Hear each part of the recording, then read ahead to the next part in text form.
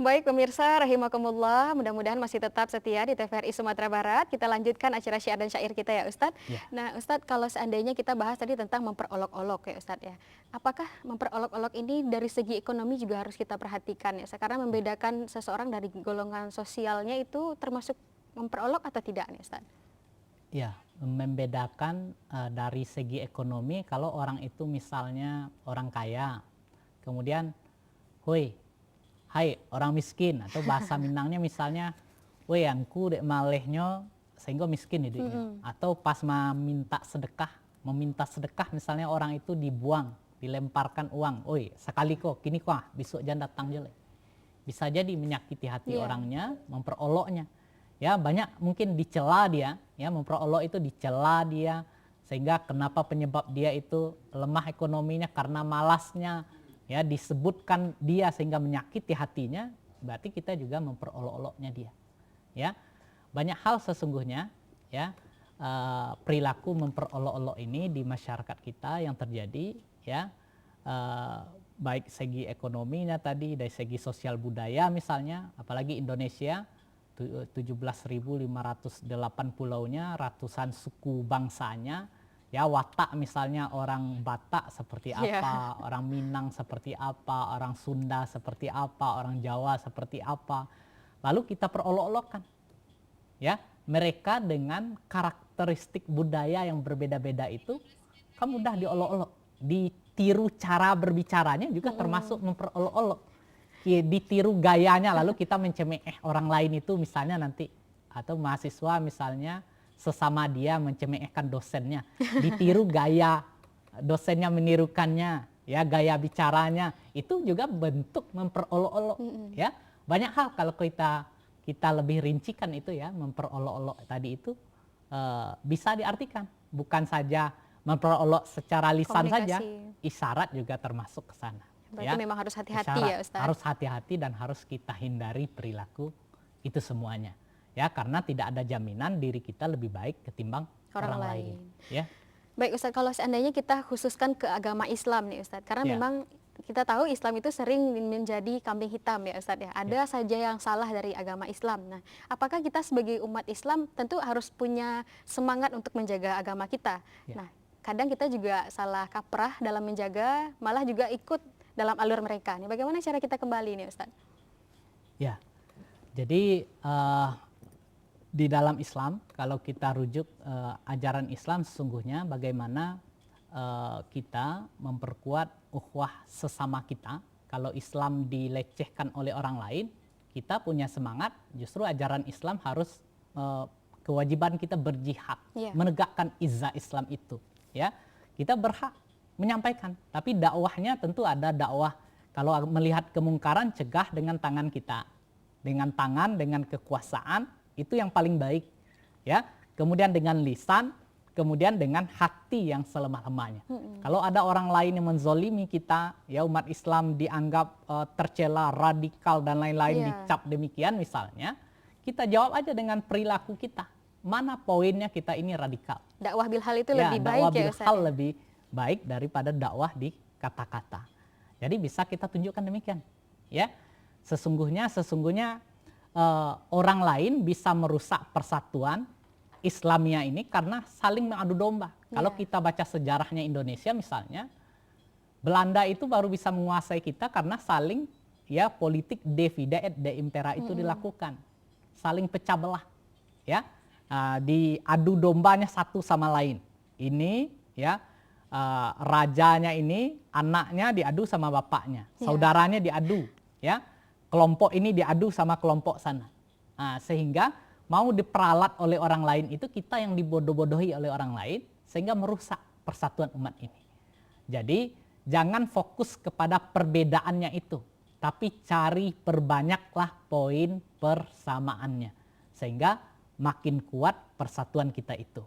Ya, jadi sesungguhnya kalau kita jalankan ajaran Islam itu dengan benar sesuai dengan tuntunan baginda Rasul itu, ya, kita akan punya spirit yang kuat di tiap-tiap kompleks misalnya, ya. Kalau ukhuwah Islamiyahnya itu bagus, saya dengar itu di beberapa masjid percontohan yang pernah saya dengar itu baca kisahnya pernah ke sana, Masjid Jogokarian itu cukup bagus dalam hal membangun ukhuwah Islamiyah di kompleksnya.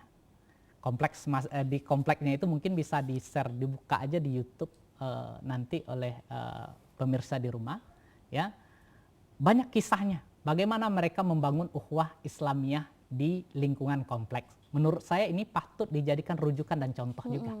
Nah, katanya begini, ya, di masjidnya itu dikasihnya kelompok masjidnya, ya, melakukan pendataan terhadap seluruh jamaah yang ada di kompleks tersebut. Dilihat siapa yang sudah melakukan sholat, siapa yang tidak sholat, didata. Yang sholat 5 waktu aja dulu. Berapa orang yang meninggalkan, berapa orang yang tidak. Kemudian siapa yang sudah berzakat, siapa yang sudah berhaji, dicari datanya sedetail mungkin. Dari data itu berangkatlah untuk melakukan dakwahnya. Diundang masyarakatnya sholat berjamaah melalui surat undangan, ya, kayak undangan pesta perkawinan. Diisikan hadis-hadis untuk memotivasi bagaimana mau hadir berjamaah. Yang unik menurut saya di sana juga dibiasakan makan bersama, ya. Kemudian ketika ada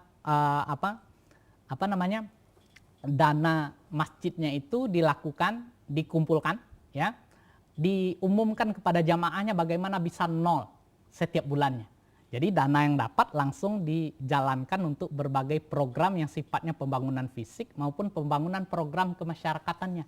Diajak masyarakatnya berkolaborasi bersama, yang dokter diajak dia pengabdian masyarakatnya, berkontribusi cek kesehatan gratis, misalnya cek gula darah. Nah, dalam konteks kita hari ini, kalau nilai-nilai kebersamaan, ya, kerjasama, tolong menolong itu dibangkitkan, apalagi di era pandemi seperti ini, memang sangat dibutuhkan demikian. Betul, Ustaz. Karena betapa banyak masyarakat kita hari ini akibat COVID ini, ya, berhenti pekerjaannya, untuk makan saja susah mereka. Kalau nggak ada spirit ukhuwah Islamiyah ini, ya, kita hanya menjadi individualistik, mementingkan diri kita sendiri saja, ya, maka sudah lepaslah nilai-nilai keislaman itu dari diri kita. Tidak cocok tadi, ya, berarti dipertanyakan keimanan kita, betul. ya. Dipertanyakan innamal mu'minuna ikhwah tadi. Sesungguhnya orang-orang yang beriman itu bersaudara. Kalau kita sudah merasa untuk diri kita saja, berarti dipertanyakan keimanan kita itu. Sedangkan pengaplikasiannya belum, ya Ustaz? Ya, pengaplikasiannya berarti belum teraplikasi nilai-nilai keislaman itu ke dalam diri kita. Ya, karena hablum minallah, Hablum minannas ya, juga harus. hablum minannas juga harus diaplikasikan di dalam kehidupan kita ini. Baik Ustadz, kalau itu memang memberikan motivasi juga untuk kita dan pemirsa yang ada di rumah, mudah-mudahan juga bisa dilakukan ya Ustadz. Karena memang bukan hanya ukhuwah Islamiyah dari keluarga saja, tapi juga di masyarakat kompleks hal kecil itu juga harus diperhatikan. Nah, kalau seandainya ukhuwah watoniyah yang harusnya juga kita perhatikan nih Ustadz. Apalagi sekarang ada isu-isunya tentang perbedaan warna kulit yang memang membuat rasa ukhuwah kita tergoncang nih Ustadz. Sebagai umat Islam mempertahankan ukhuwah watoniyah ini seperti apa Ustadz? Ya. Saya komentari dulu yang pertama sebelum mengomentari bagaimana umat Islam menjaga ukhuwah watoniyah ini. Kalau kemarin kan Amerika heboh demonstrasi akibat meninggalnya salah seorang warga negara kulit hitam oleh polisi yang berkulit putih. Jadi pelecehan ras memang di dalam Islam sesungguhnya itu sudah tamat. Ya, kalau kita rujuk misalnya Bilal bin Rabah itu status formalnya dia budak Umayyah bin Khalaf, tetapi dimerdekakan oleh Abu Bakar, ya. Tapi betapa mulianya seorang, ya, Bilal bin Rabah. Sampai hari ini mungkin dikasih nama Bilal oleh orang, ya. Bahkan orang muazzin itu di kampung-kampung namanya Bilal, ya. Berarti tanda kemuliaannya masih diingat. Tapi Abu Jahal yang dianggap raja, ya, dianggap kepala suku terhormat, nggak ada orang yang mau memberi nama anaknya demikian. Berarti betapa Fir'aun, Namrud, dan nggak ada orang yang mau kasih nama anaknya demikian. Betapa dan disebut-sebut, ya, perilakunya yang demikian. Jadi hubungan kita membangun ukhuwah kita ini hidup di Indonesia, dan di Indonesia sesungguhnya setiap agama itu dikasih ruang. Dasar negara kita ini Pancasila, ya, sila pertamanya ketuhanan yang Maha Esa, ya. kelima-limanya sesuai dengan maqasidus syariah, sesuai dengan tujuan diturunkannya syariat. Jadi Pancasila itu tidak bertentangan dengan nilai-nilai keislaman. Dan sudah Justru di valid. pasal 29 Undang-Undang Dasar 1945 itu dijamin, ya, ayat 1-nya berdasar ketuhanan yang Maha Esa, ayat 2-nya orang yang beragama dijamin menjalankan ajaran agama sesuai dengan keyakinannya masing-masing. Islam silakan jalankan ajaran Islam itu dengan sempurna. Yang Kristen jalankan ajaran Kristen itu dengan sempurna, ya. Yang Hindu, yang Buddha, yang Konghucu silahkan. Dan kita bagaimana membangun kerjasama untuk kemajuan Indonesia sesuai dengan tujuan hidup kita berbangsa bernegara. Sesuai dengan yang tercantum dalam pembukaan Undang-Undang Dasar 1945 itu, khususnya di alinea keempat. Dalam hal mencapai tujuan, kalau tujuan kita sama berarti kita bersatu untuk mencapai itunya. Ya, sehingga satu sama lain kita tidak saling mencela, ya. Kalau kita misalnya di Indonesia lebih kita spesifikkan, ya, dalam membangun kenapa Indonesia dalam sejarah kan dikatakan terjajah berapa tahun dulu? 350 tahun, ya, 3,5 abad. Kenapa tidak merdeka? Karena kita tidak bersatu saat itu. Sementara, ya, kebangkitan nasional 1908, ya, dengan lahirnya Budi Utomo, kemudian 1928 Sumpah Pemuda, ya, berarti 20 tahun, 1945, ya, semua komponen bangsa ini bersatu untuk memperjuangkan kemerdekaan. Ya, Belanda ini musuh kita, bukan hanya musuh umat Islam saja, tapi musuh juga umat Kristen, Hindu, Buddha. Banyak tokoh-tokoh yang terlibat, baru kita merdeka. Iya, betul. Ya, oleh karena itu Indonesia ini harus kita jaga bersama bagaimana tujuan yang tercantum dalam pembukaan Undang-Undang Dasar 1945 itu, tujuan hidup bernegara itu tercapai. Mencerdaskan kehidupan bangsa, ya, apalagi dalam pembukaan Undang-Undang Dasar 1945 itu memajukan kesejahteraan umum, mencerdaskan kehidupan bangsa, ikut serta melaksanakan ketertiban dunia berdasarkan kemerdekaan, perdamaian abadi. Dalam hal itu adalah proyek bersama semua agama. Dan ini yang perlu kita waspadai, mungkin di umat Islam mungkin ini yang agak rancu. Dan ini juga harus saling toleransi antar umat berbeda agama, ya. Dalam hal ajaran Islam misalnya, ya, ketika ada non Muslim misalnya tetangga kita melakukan pesta perkawinan, bolehkah kita misalnya hadir di sana? Hadir dalam bermuamalah tidak dilarang. Justru Al-Mumtahanah ayat 8 itu, surat Al-Mumtahanah ayat 8 itu Allah menyuruh kita, ya, untuk berlaku adil kepada siapapun. Baik orang Islam maupun non-Islam, kita tetap berlaku adil selama dia tidak memerangi kita, mengusir kita dari tanah air kita. Ya, garis bawahnya itu. Nah, jadi kita memang harus saling toleransi satu sama lainnya. Jadi kalau kita kasih jenjang-jenjangnya tadi, pertama ukhuwah Islamiyah dengan siapapun umat Islam di seluruh dunia ini itu adalah saudara kita seiman. Ya, kalau sesama warga negara dari Aceh sampai ke Papua, saudara kita sebangsa setanah air. Kita sama tujuan hidup bernegaranya. Selaku warga negara kita punya tujuan. Dan dasar negara kita itu tidak bertentangan dengan ajaran agama kita. Dan kita harus saling berkolaborasi, bersinergi dengan umat agama lain itu untuk mencapai tujuan kita hidup, ya, bernegara ini.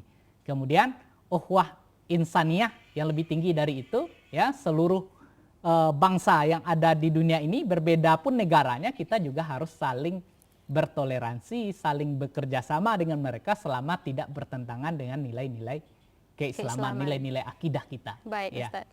Sepertinya karena kita sudah berada di penghujung acara juga, tidak terasa ya Ustadz. Mohon penjelasannya tentang kesimpulan tema kita hari ini nih Ustadz.